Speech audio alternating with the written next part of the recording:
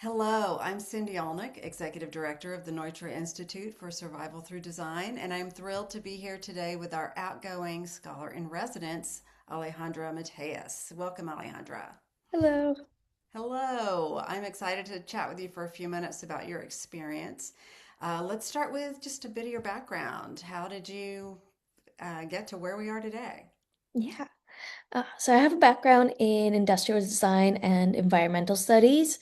It was essentially the culmination of these two degrees that led me into the field of landscape architecture and ultimately here at USC. Great. As you know, I recently graduated about a month ago with my master's in landscape architecture and urbanism and a certificate in heritage conservation. But these two degrees for me like truly reflect my interest and how I want to move forward with my career. That's so exciting. That's great. Well, congratulations on Thank your you. graduation. We're going to miss you.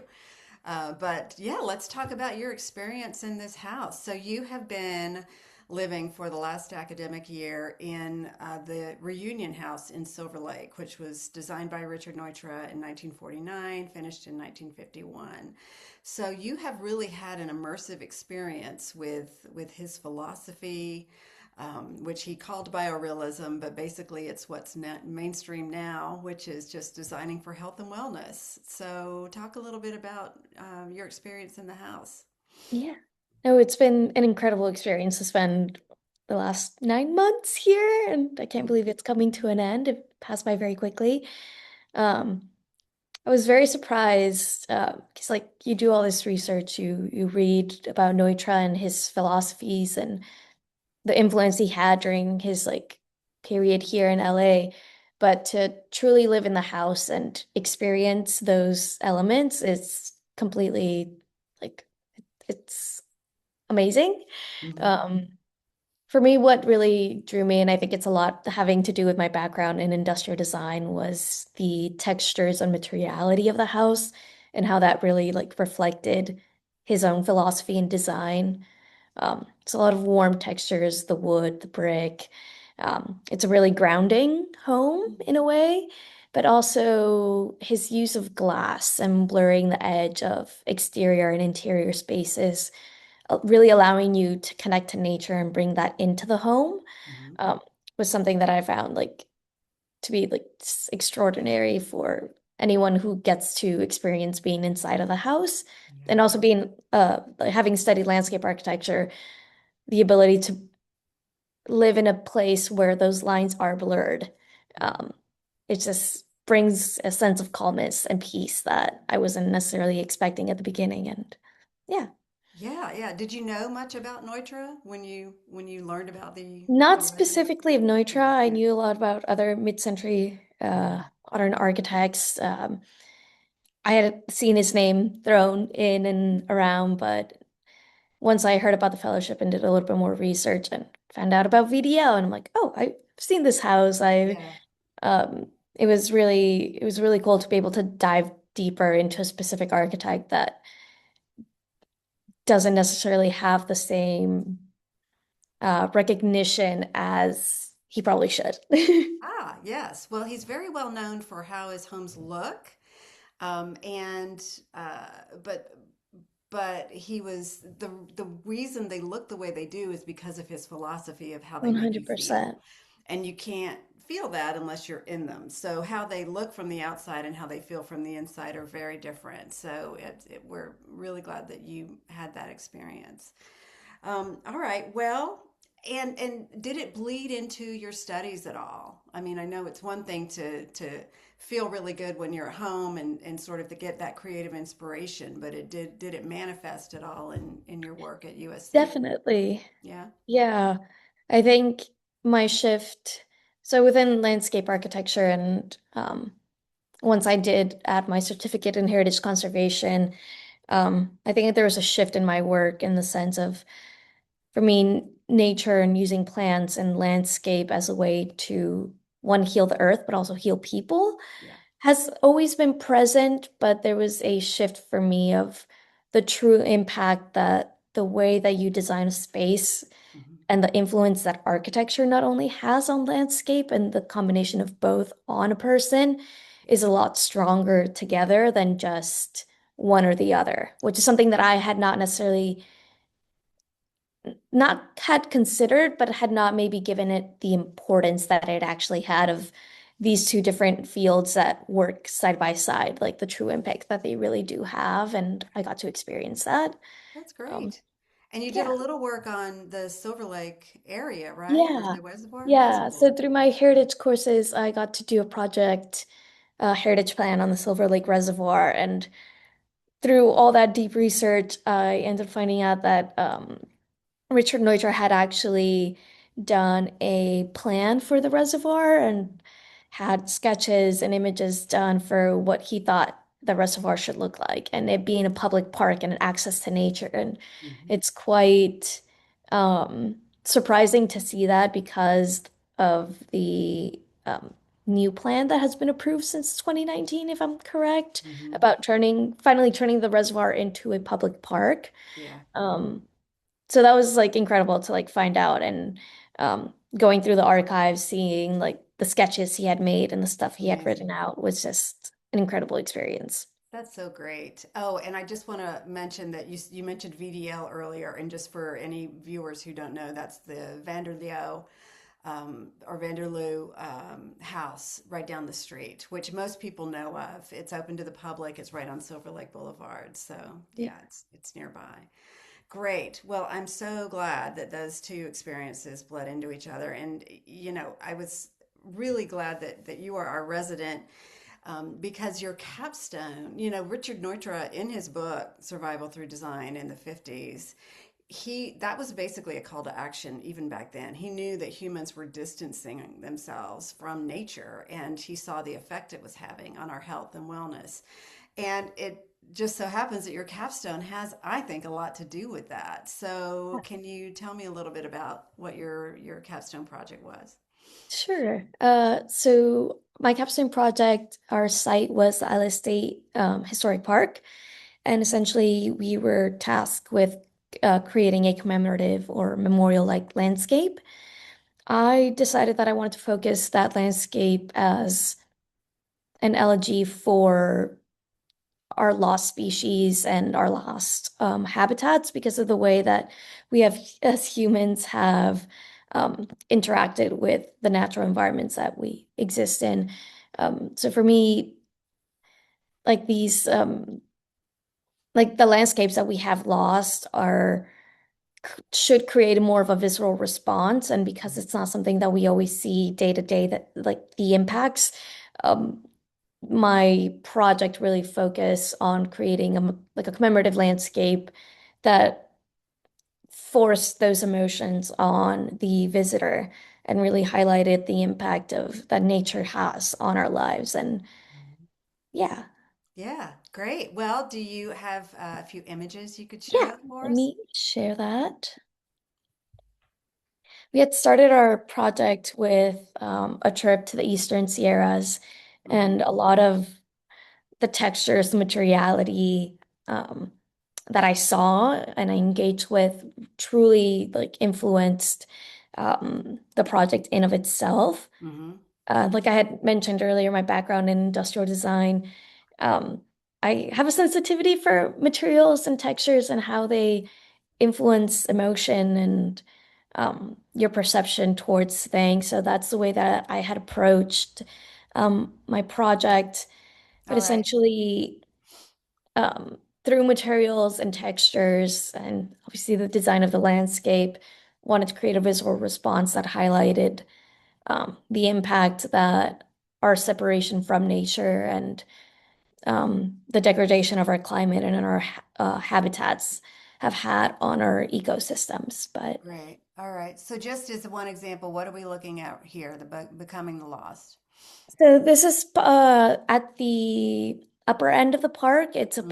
It's a path that goes subgrade, and Hmm. essentially it's supposed to create the feeling of being buried or becoming one of the species that have disappeared, that we've lost to extinction. Hmm.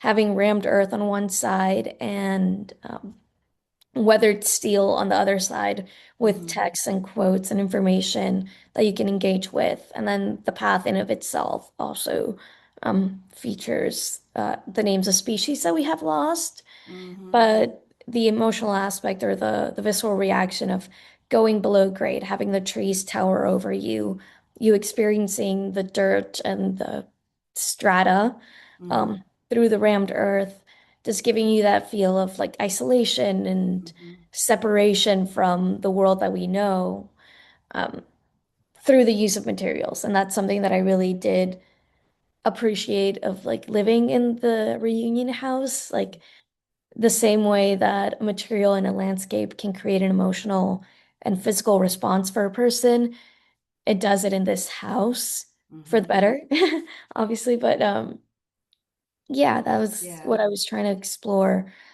um, within my capstone, like highlight that separation from humans to our natural environments, our habitats, and the species that we have lost, and kind of bring that as a call to action to Mm-hmm. move forward in a better way. We're still calling. So Yes. fractured landscapes, that's perfect. I mean, that's exactly Yeah. what he was talking about too. So, so what are we looking at here? Oh, so this is from a high point of Mm-hmm. over an oculus. So Mm-hmm. this is like a pavilion structure where on the interior there is exhibit space and stuff, but if you're on the outside on the top, Mm-hmm. um, one you can look over this area called French fractured landscapes, which uses old materials from the original site, but Oh. also the paths that you see that kind of like overlap each other are Mm-hmm. actually the extinction rates that we've been experiencing over the last 200 years. Like they're Jeez. so as you walk each path, you see marked at what year kind of things starting to shoot up, specifically for mammals or amphibians, reptiles, etc. So Mm-hmm. it's a way to directly engage with the statistics without just having to see it on a like board, but actually walking these paths and just seeing how out Right. of nowhere a path just like shoots up straight. Right. And Mm-hmm. seeing, oh, this happened in 1950s. What happened in 1950 or what happened in the early 2000s? What like events um, have caused these upshoots and extinction and just kind of create a reflective process Mm-hmm. in showing statistics without having to show them for the Right. visitors. No, that's fantastic. Yeah, because, interpretive signage is great, but it's nothing like this. This is really the immersive experience. And I'm also completely bummed out. So where's the hope in this, right? So we get the Yeah. call to action. It's like, come on, we really need to pay attention to this. So our hope is at the end there is a separate garden called the Unwritten Garden. Mm-hmm. Um, where I have this large mirror-like structure reflecting the canopy. When I Mm, initially had visited the park, it had been after a rain event, and water had pooled into the bases of the trees, and you can see the reflection of the canopy in the sky mm-hmm. at the base of the tree. And that's something that really like stood out to me. Like the use of glass and mirror, which by the way, is also extremely prevalent in the reunion house to like expand space and carry the eye out. Yeah. Um, and it really caught my attention when I saw it presented in nature, and I wanted to bring that back um, in a like in a less ephemeral way of it just being water pooling at the base of a tree with this Exactly. structure. So this garden is supposed to represent the hope and future that everyone can choose to take a path with unlimited opportunities of how you choose to engage with it. So that mirror is supposed to reflect the sky and the canopy around it of like endless opportunities, seeing the bright blue LA sky on the ground and Mhm. yeah. That, Amazing, amazing. And Neutra firmly believed that we did come from the trees. We did come from the canopy. And a lot of what he does, the spider leg, for instance, is, yeah, to exactly. bring us into harmony with that sort of idea. So incredible, incredible. I want to go there. When are you going to build it? Soon, hopefully. No? Oh, okay. Well, okay. Well, in the meantime, what's up for you next? Yeah, so After concluding my residency year at the Reunion House, I will embark in a month-long travel fellowship where I will continue to explore the relationship between humans and nature, specifically in Norway, Sweden, Denmark, and Finland. So I will be engaging with a lot of parks and Incredible. rural spaces, and I'm looking forward to that to truly see the impact of nature on the human and how we can continue to bring that into the field of architecture. And you Yeah. just got back from Japan. And I just got back So from Japan. it's so great. You're just like doing all the things, which is Yes. exactly what That you was should be doing. another like a lot of history learned there because I was a Maymester through the school. Yeah. Um, but just seeing how like tea houses and these like traditional structures Mhm. share a lot of the same principles that Neutra was like incorporating into his architecture into like in the 1950s was just also incredible. Like Yeah. the framing of views and the bringing of nature in, the blending of spaces, the materiality of wood and the impact that has on you and Yeah. like the serenity and calmness that creates was just yeah, it was an amazing experience being able to one learn more about it, experience it in person, but then also being able to experience and compare it to my time at Reunion. Incredible. Well, he was in Japan, in the early Yes. 30s. So yeah, it's all of a piece. So incredible, Alejandra. Anything else you would like to say or note about your experience, or I don't know how Neutra is going to continue to help inform your Uh, career? It seems like just such a great.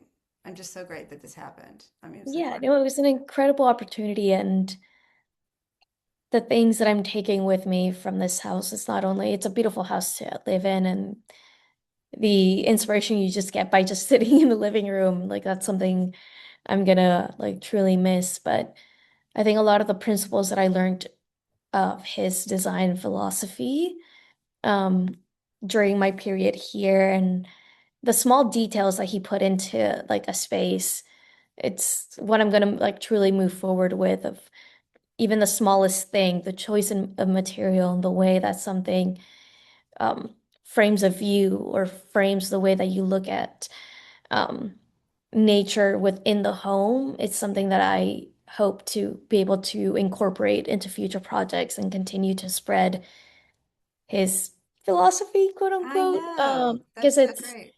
I think it's something truly impactful and something that we need right now, Yeah, yeah, something the world exactly. needs. Absolutely. Thank you. Yes. And just to sum up on the biggest possible topic, how are you doing with spiders? Are you any more comfortable with them? Not really. Actually, no. I think I've become a little desensitized. Yeah. Um, Desensitized? It is an desensitized. Sorry. indoor outdoor experience. It very much is Nature the near. So we birds, the have a few little. squirrels. Yeah. But apart from the spiders, everything was Okay. All amazing. right. So note to future residents, there will be There spiders, will be but spiders. they're not You bigger than you. And they're sweet. Okay. All right. Well, Alejandra, thank you so much for participating in our residency program. I'm so glad you got so much out of it. And it's been such a joy getting to know you a little better. And we look forward to seeing where you take this experience. Have yeah, fun. thank you. I really appreciate it. All right.